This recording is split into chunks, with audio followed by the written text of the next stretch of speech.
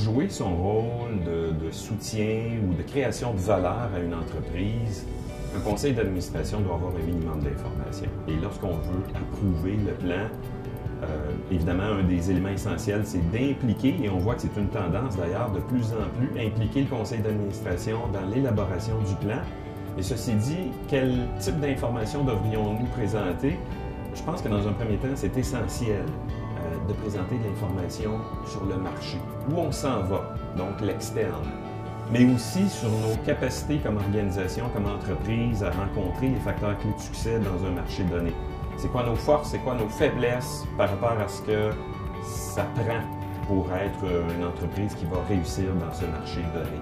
Donc ça, c'est tout le volet du diagnostic stratégique. Ça prend un diagnostic clair. Ça prend également une idée précise de où on veut s'en aller, nos grandes orientations stratégiques.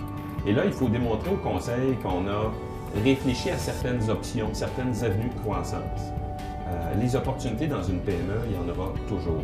Par contre, laquelle devrions-nous saisir? Ça, c'est l'enjeu. Ça dépend, encore une fois, de notre capacité, de nos forces, de nos ressources.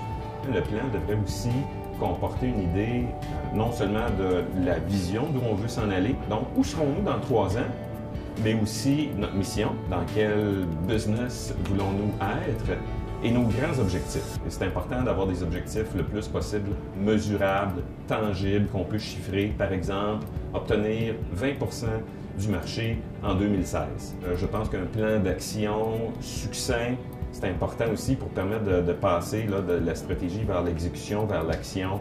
Qui va faire quoi et quand? On peut présenter beaucoup d'informations à un conseil et c'est un piège parce qu'on va être noyé. Donc, c'est important, la réflexion, c'est d'identifier clairement quels sont les grands enjeux, quels sont les grands éléments. On ne veut pas surcharger un conseil d'administration, il faut donc faire notre travail de réflexion de synthèse.